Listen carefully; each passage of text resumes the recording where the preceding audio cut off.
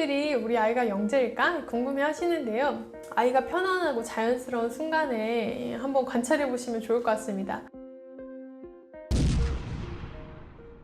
저희 때는 IQ 테스트 많이 했죠. 저도 중학교 2학년 때 학교에서 IQ 검사했던 기억이 나는데요. 결과는 알려주지 않으시더라고요. 아마 저 스스로 생각해 볼 때 저는 평균 이하였지 않았을까 생각하는데요. IQ 검사는 논리, 언어, 수학 문제를 풀어서 수치로 결과를 보여줍니다. 그래서 지능이 점수 몇 점 이렇게 단편적으로 판단을 내리죠.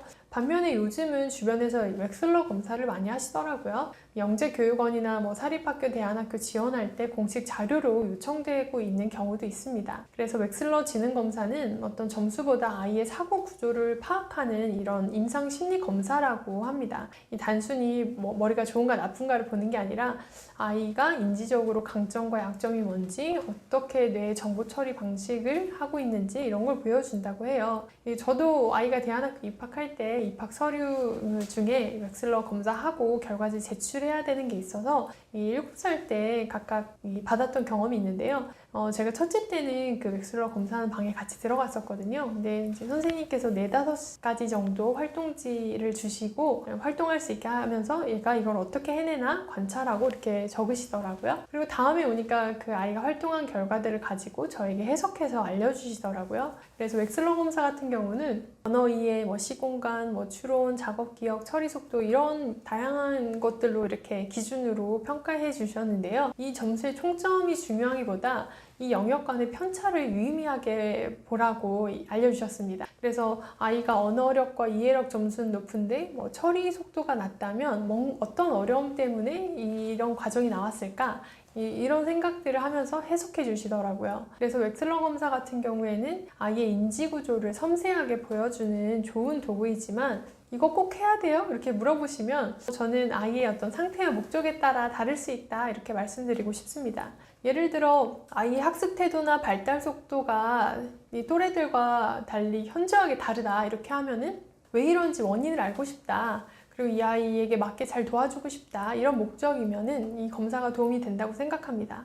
이 아이의 강점을 살려서 학습 방향을 구체적으로 세우거나 도와주고 싶다. 이런 관점으로 접근하시면 효과적인 검사인 것 같습니다. 근데 이제 검사 자체를 맹신하기보다는요, 저는 한 지도에 불과하다고 생각하거든요. 지도는 이제 길을 알려주고, 어떻게 생겼다 이런 걸 알려주는데, 그 길 위를 같이 걸어주는 거는 부모님이시잖아요. 그래서 아이의 어떤 강점을 발견했으면 그 강점이 더 빛나게 해줄 환경으로 만들어주는 거죠. 단순하게, 이건 점수가 낮네? 이거를 더 강조해서 도와줘야겠다, 보충해야겠다, 이렇게 약점만 보시기보다는 아이의 강점이 이 부분이구나.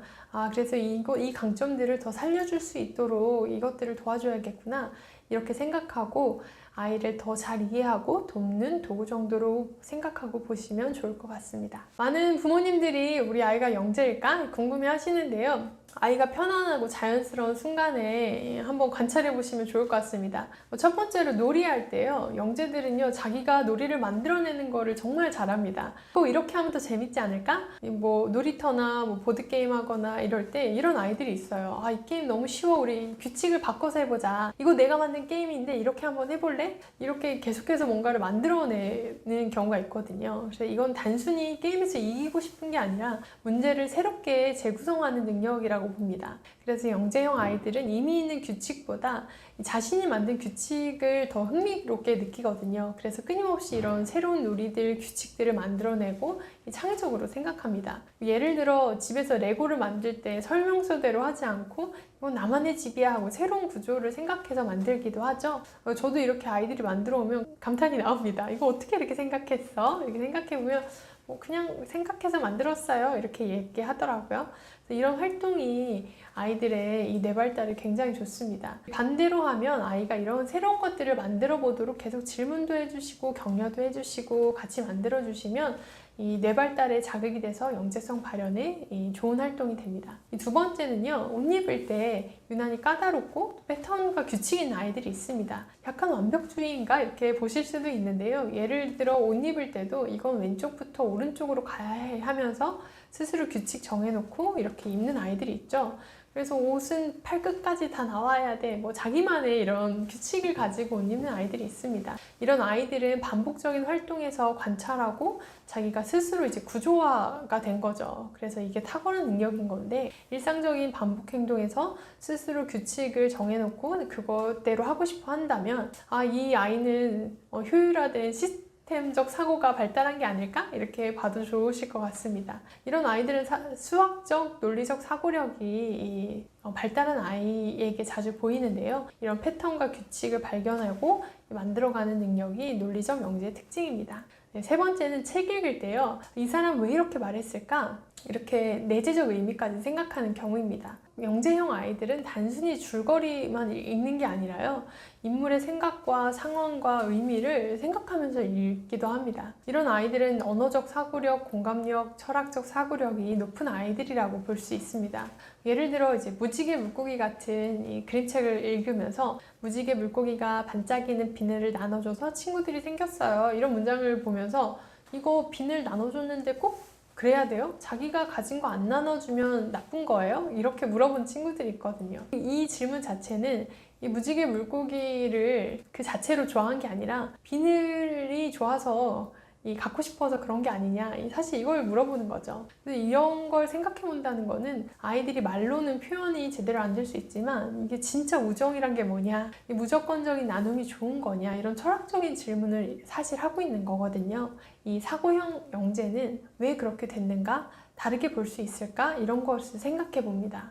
그래서 이렇게 내재적 의미까지 물어본 아이가 있다면 이미 이 아이는 대전제가 당연하다고 생각하지 않고 질문하고 있고 의문을 품고 있는 것이기 때문에요. 철학적으로 사고하고 있구나 이렇게 보시고 언어의 뜻을 넘어서 의미를 찾고 싶어 하는구나, 이해보다는 질문하고 싶어 하는 아이구나 이렇게 생각해 보시면 됩니다. 이런 질문들을 하는 사고형 철학적 언어 영재는요, 사실은 더 깊은 것들을 생각하고 질문하고 싶어 합니다. 그래서 문해력, 공감력, 사고력이 함께 자라고 있는 중이기 때문에 어머니들이 이런 질문에 대해서 답변해 주시기보다 더 좋은 질문들을 생각하고 또 이거에 대한 질문들에 대한 답변을 함께 찾아가 보시는 것도 좋은 경험이 될 거라고 생각합니다. 네, 영재성 테스트라고 하면 보통 이제 교육청 영재교육원에서 영재성 진단 검사를 받거나 사설기관에서 심리검사센터에서 이 검사를 받는 경우들이 있는데요. 네, 혹시 그곳에서 영재성을 확인하셨다면 아이의 성향과 능력을 고려해서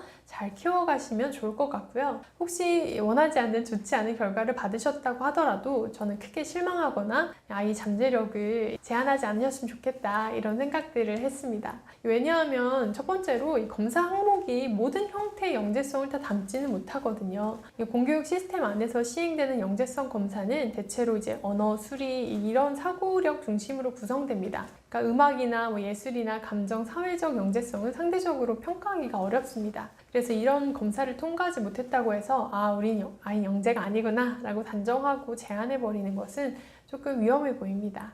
예술이나 감성이나 언어나 사회성 등 다른 형태의 재능이 발현될 수도 있기 때문에 검사에서 떨어졌다고 해서 영재성이 없는 게 아니라 그 검사가 아이의 영재성의 형태를 다 담지 못할 수도 있다, 이렇게 봐주셔도 좋을 것 같습니다. 네, 두 번째로요, 결과가 좋지 않아도 부족한 게 아니라 아직 잠재된 능력임을 기억해 주셨으면 좋겠습니다. 사실 아이 이 검사는 현재 수준을 보여주지만 미래 가능성을 예측하지는 못하거든요. 그래서 뇌의 시냅스의 환경 자극에 따라 계속 연결되고 성장할 수 있습니다. 그래서 그 분야로 계속 책 읽고 탐구하고 대화하고 이렇게 환경을 개선해 주시면 얼마든지 성장할 수 있기 때문에 이 똑같은 결과지를 받아도 부모의 해석이 결과보다 저는 훨씬 중요하다고 생각합니다. 네, 그래서 이 좋은 결과가 나오셨다면 축하드리고요. 혹시 그렇지 않은 결과가 나왔다 하더라도 이 검사 결과에 일희일비하지 마시고 끝까지 아이의 가능성을 믿어주시고 꽃피고 열매 맺을 때까지 이 강점을 발견해 주시고 키워주시면 될 것 같습니다. 그게 바로 이 영재성 검사를 가장 현명하게 활용하는 방법이라고 생각합니다. 아이와 도서관 이용 잘하는 방법이 있나요? 빌 게이츠는 나를 키운 거는 한 권의 책과 마을 도서관이었다 이런 말을 했다고 하죠. 이 도서관은 굉장히 아이들이 비밀의 숲처럼 또는 책의 바다처럼 누릴 수 있는 굉장히 좋은 학습 장소라고 생각합니다. 그래서 도서관을 충분히 많이 활용해 주시는 게 좋은데요. 첫 번째는 이 도서관을 어떤 목적을 가지고 가기도 하지만 목적 없이 산책하듯이 가서 가볍게 그냥 가보시는 것도 좋은 것 같습니다. 그래서 어떤 특별한 날만 가는 게 아니라 수시로 드나들 수 있도록 참새 방앗간 지나가듯이 목적 없이 그냥 툭 가보는 거죠. 그래서 이런 좋은 책이 있었네, 이런 게 있었네 이렇게 탐색하면서 이런 공연도 하고 이런 행사도 하는구나, 또 여기서 이런 문화 체험도 할 수 있구나, 이렇게 도서관 자체를 좋은 놀이공간 또는 뭐 키즈카페처럼 이렇게 연결해서 부모님들이 쉽게 접근성이 쉽게 많이 가볼 수 있도록 하는 장소로 목적 없이 가보시는 것도 좋은 방법입니다.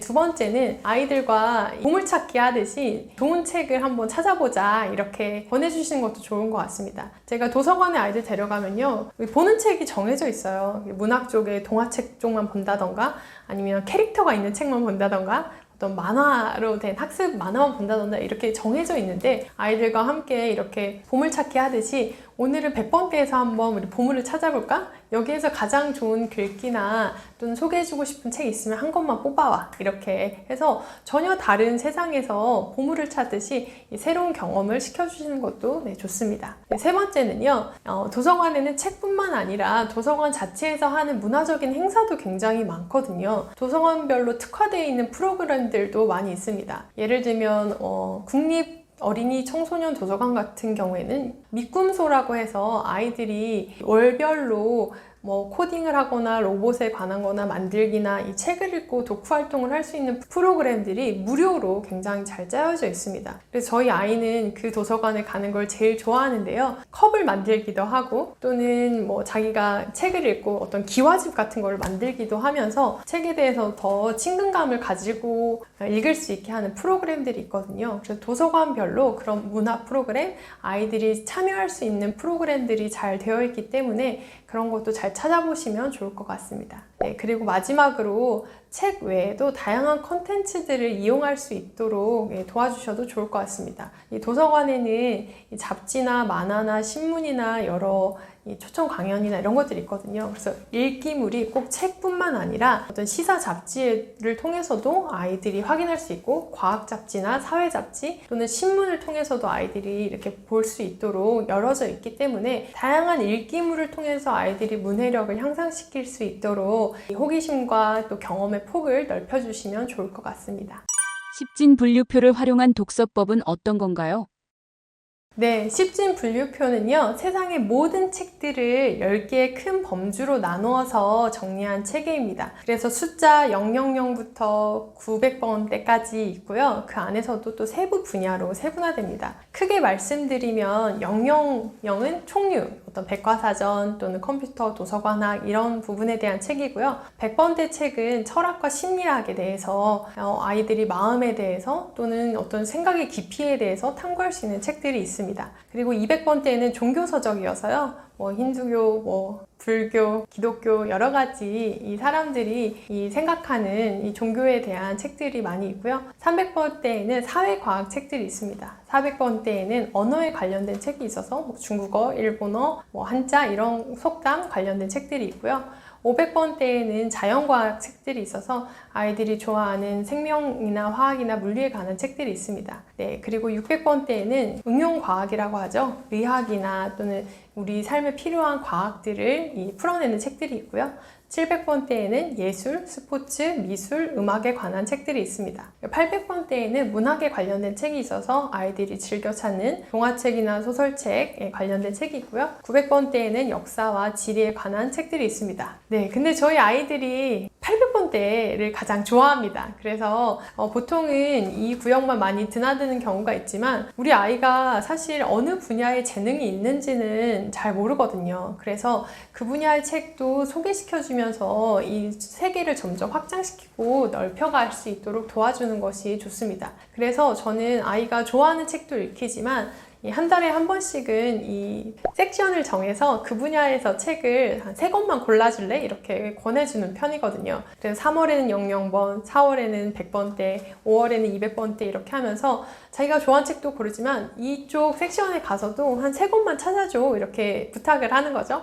그럼 그 분야에서 아이가 이 책 제목을 쭉 보면서 이 분야는 내가 좀 알고 싶은데 이건 좀 궁금하다. 나 이거 알아보고 싶었어. 이런 기준을 가지고 아이가 책을 골라옵니다. 그러면서 이 세상에는 내가 알고 있는 동화책 분야 말고도 다양한 분야에 굉장히 알고 싶은 재미있는 책들이 많구나 라는 것을 발견할 수 있습니다. 그래서 아이가 평소 접하지 않은 분야를 만날 수 있는 그런 즐거움을 갖도록 권해주시는 게 좋은 방법입니다. 네, 두 번째는요, 이 전문가 되기 프로젝트라고 제가 이름을 붙여봤는데요.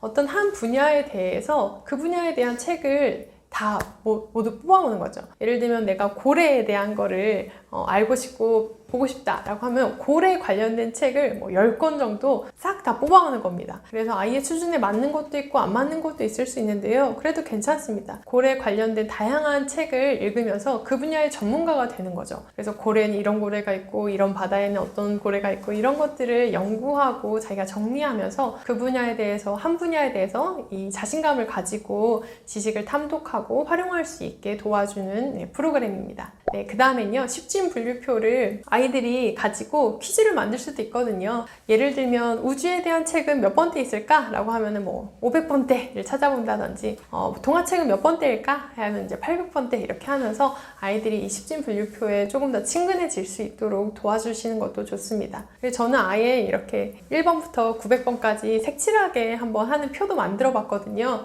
100번째 책 하면 색칠하고 300번째 책 하면 색칠하고 이렇게 하면서 내가 그럼 700번째 책을 이번에 안 읽었네? 라고 하면 다음엔 700번째 책 한번 읽어볼까? 이렇게 해서 색칠하면서 아이들이 다양한 책을 접할 수 있도록 넓혀가 보시는 것도 재미있는 경험이 될 것 같습니다. 책을 계획적으로 꼭 읽혀야 할까요? 네. 책을 계획적으로 읽힌다는 것은 어떤 목표를 가지고 시간을 정해서 이 쪽수를 정해서 하는 게 좋으냐 이런 질문인데요. 이때 좀 고민이 되실 거예요. 아이들이 억지로 읽히면 뭔가 흥미를 잃어버리면 어떡하지? 이게 너무 강압적인 거 아닌가? 라는 생각이 들기도 하는데요. 어떤 계획을 가지고 하는 거에 장점이 있기도 하고요. 또는 즐거움을 위해서 무계획적으로 하는 거에 장점도 있습니다. 그런데 내 아이가 어느 정도 책에 친숙함을 느끼고 좋아한다라고 여겨지시면 아이에게 조금 더 계획적으로 목표를 가지고 하는 독서도 괜찮다고 생각합니다. 예를 들면 우리 하루에 이 시간만큼은 8시에서 8시 반만큼은 우리 같이 집중해서 책 읽는 시간을 갖자라고 시간을 계획해서 하시는 경우도 있죠. 또는 이 쪽수를 계획해서 우리 하루에 30페이지씩 이상은 꼭 읽자 이렇게 해주실 수도 있죠. 근데 여기서 주의하실 점은 너무 많은 다독을 권하시지는 않았으면 좋겠습니다. 이 다독보다는 아이들에게는 아직 좀 정독하고 반복해서 읽고 읽으면서 생각을 하는 것이 좀 더 중요한데 책의 양만 이렇게 늘리는 것을 목표로 하시다 보면은 아이들이 이렇게 빨리빨리 훑어 읽는다거나 아니면 띄어 읽는다거나 그렇게 할 수 있는 유혹에 빠지기 쉽거든요. 근데 책 읽기에서 이 훑어 읽고 빠르게 읽는 것이 사실은 제일 안 좋은 습관 중에 하나입니다. 그래서 이 짧은 부분을 읽는다 하더라도요, 그거를 많은 경험을 통해서 깊게 읽는 게 중요합니다. 예를 들면 한쪽을 읽는다 하더라도요, 그 부분에 대한 내용을 필사하고 기록하면서 조금 더 생각을 해보게 한다든지, 그다음에 한쪽을 읽더라도 부모와 이 이야기를 충분히 이야기를 하면서 공감하는 소통을 하고 질문을 하면서 이야기를 하는 경험을 갖는다든지, 또는 소리내서 읽으면 훨씬 더 천천히 읽거든요. 소리내서 읽는다든지 이렇게 짧은 부분이라도 이런 다양한 경험들을 통해서 깊이 읽는 것이 훨씬 더 중요하기 때문에 많은 양을 늘리는 것에 집중하지 않으셨으면 좋겠습니다. 그래서 책 100권 읽기 아니면은 이 전집 다 읽기 이렇게 목표를 두시면 아이들이 그냥 빨리 읽어버리는 거에만 목표를 두실 수 있기 때문에 조금 그 부분은 지양해 주시고 다양한 목표를 세우셔서 아이와 좀 레벨업 하시는 데 도움이 되면 좋겠습니다.